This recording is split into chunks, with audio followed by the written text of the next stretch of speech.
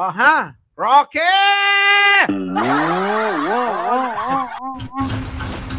Yang bank account ni Harry Roque, totoo yan. Alam nyo kasi yang si Harry Roque, gustong-gusto talagang tumulong niyan, kaya yung aid niya yan. Si Albert de la Serna, nung pangarap mag-abroad, dinepositohan ni Roque yung bank account niya for 2,000 pesos.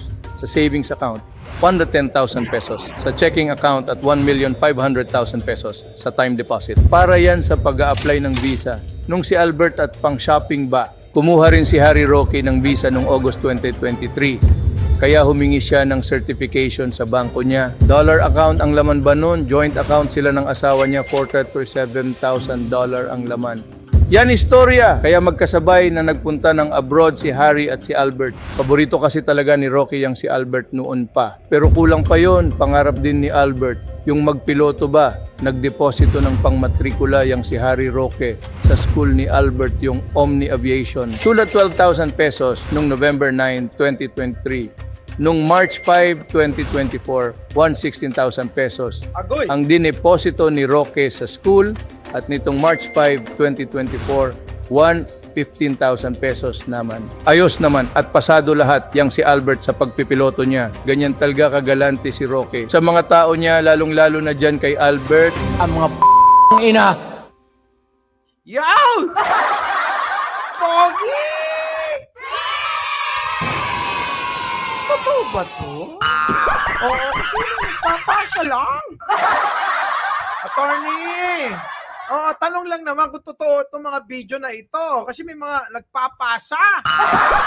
Oo, ha? Tayo nagtatanong lang. Oo, baka mamaya, attorney, alam mo na. Oo. Diba? Magagalit ang mga bakla sa salon. Oo, wag mo ko aawayin. Hindi naman kita inaaway. Tatanong lang tayo, diba? Oo, kung totoo yung mga video na yan, meron pa kasing isa. Oo. Diba? Maganda po ba medyo malaki? Naku. Kung katamtaman lang, Kateringgal po, tama na. Shuttle Washington, Tiger Eyes. BMB Eduardo. Uy, Attorney Roque? Mag-explain ka naman. Ano ba talaga? Kasi ang daming bidyong lumalabas. Ano naman si Boyle? Gwapo no?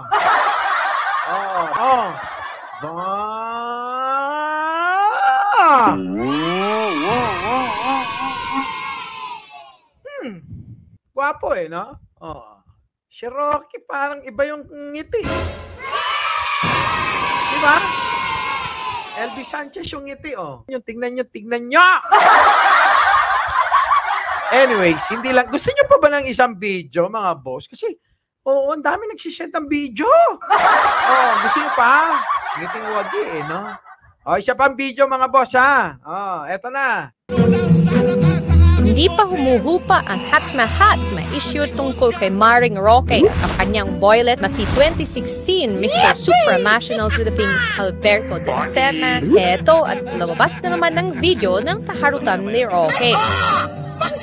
Ang singer at model na si Ronnie Liang ang ka-meet up sa isla ng Hidimagat ni Maring Roque. At napaka-green ng kanyang mga joke. Yung tipong babanggitin mo lang kung talagang cross to cross kayo ng boylet mo.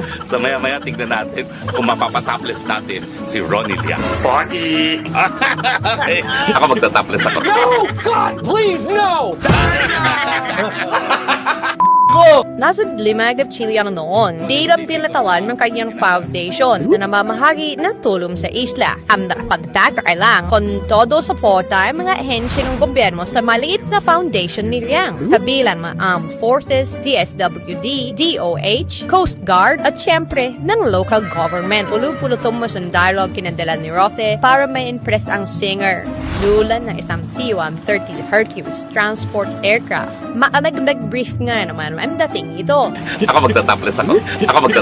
Ganyan lang talaga siguro sa mapos na si Maring Roque sa kanyang mga boylet. Gagamitin ang kanyang influencer para ma-impress ang kanyang mga alada. Tulad ng kanyang pagmamahal, pagpulong kay Villaserma, mabinigyan ni Maring Roque ng sala of grade 20 bilang kanyang executive assistant at personal nurse kapag may foreign junket. At maharap po ang bawat turo ni Villaserma. $1 na pinadala ng ating mga awal mag-asawang OFW ang pinanggagastos sa foreign trips na yan. Kabilang ang kanilang build sa magagalang hotel at mamaharing restaurants. Unti-unti na nagdalabasan ang kalandian ni Roque noong nakaabo sa pwesto ang kanyang among si Duterte. Sino pa kaya ang mga biktima sa kanyang lambat na kapangyarihan?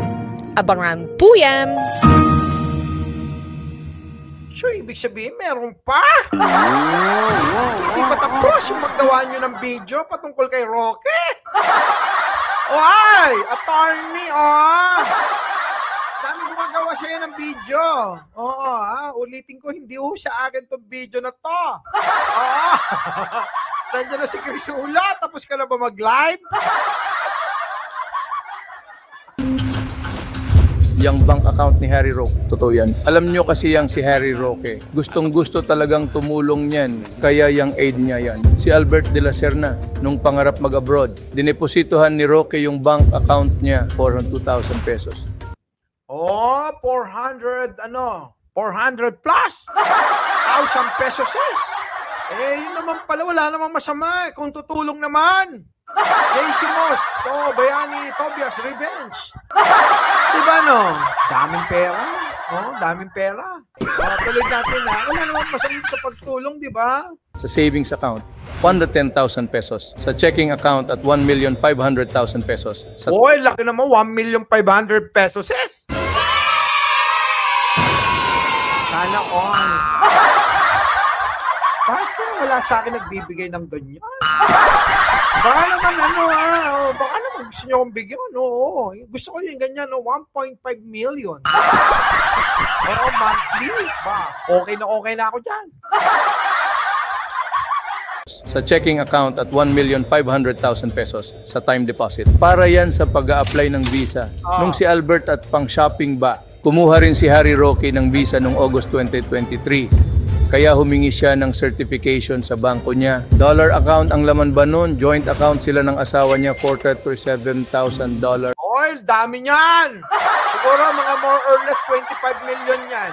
Ang laman.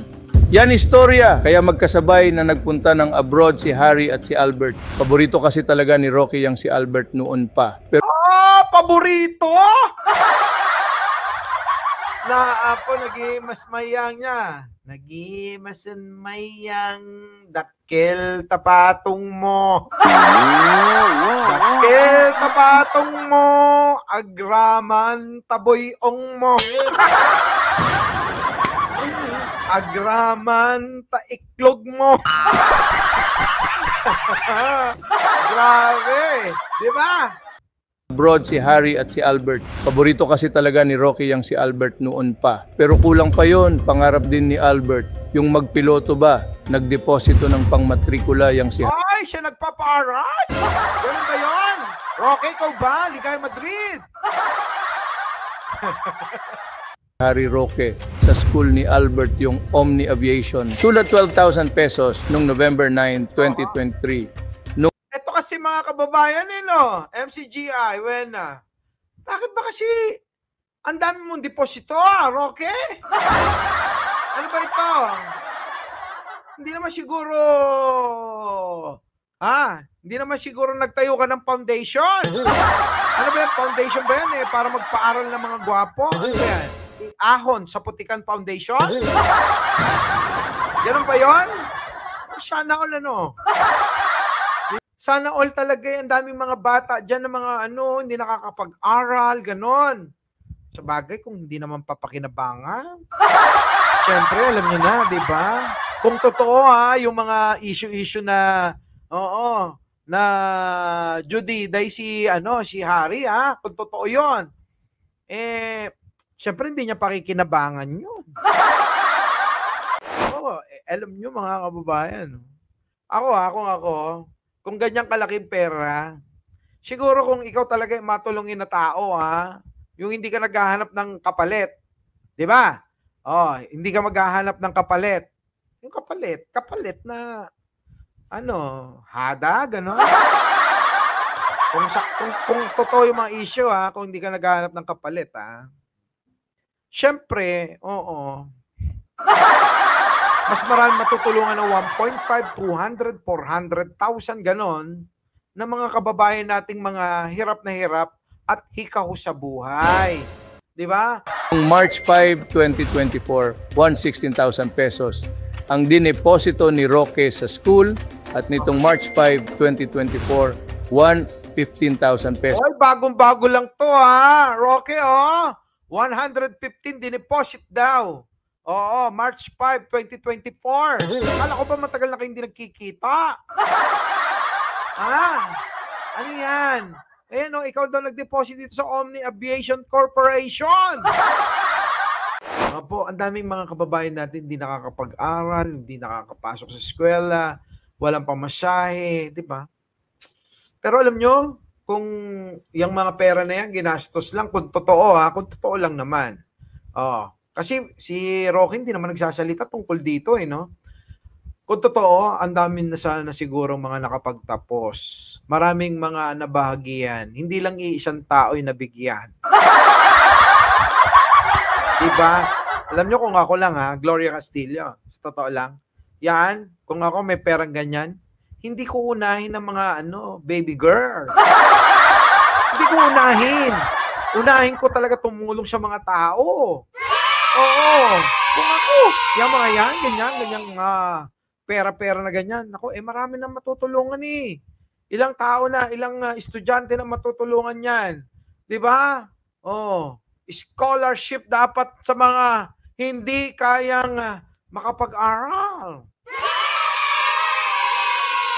Di ba? Gusto ko magtayo ng Single Mom Foundation. Oo. Bakit single mom? Hindi. Yung mga anak ng mga single mom. Ganon. Oo. Diba? Yung mga anak ng mga single mom na walang mga trabaho, na mga walang yung mga tatay. Oo. Alam nyo, pangarap ko dati, pag naging congressman ako, lahat ng mga tatay na pinabayaan ang mga anak, ipapapiring squad ko. Saan? Sa Luneta. Dali, dito ulutin nga natin dito. Sige, pasok. Okay, sa school at nitong March 5, 2024, 115,000 pesos naman. Ayos naman at pasado lahat yang si Albert sa pagpipiloto niya. Ganyan. Pasado naman, Roque. Ayos pasado naman pala nakakalis ako ng stress. Talaga. Naku, magpagaling po kayo, Wilma Membreno Carmelita Lorio, nakapulot kung ano sasabihin. Saan? Sa mga mangungutang? Ganon ako, maraming ganyan. Daming ganyan. Ang dami kong experience, promise. Oo. Teresita Tan, wala bang single since birth? Ako muntik na Muntik na akong maging ganun. May effort naman pala si Pogo Pogi. Talaga. Kasi pasado. Mark Enzo McLaren. Yan talaga kagalante si Roque. Sa mga tao niya, lalong-lalo na dyan kay Albert, ang mga ina. Kaya galante naman pala Naloko na. Kayo ba naniniwalang tanong ko lang ito kasi hindi pa naman sumasagot si Roque Kayo ba naniniwalang badiday? Bading? Badap? Si bakla? Si Roque? Kayo ba naniniwala? Tanong ko lang naman sa inyo kasi hindi naman sumasagot si Roque Becky mo? Naniniwala kayo? Press 1! Naloko na.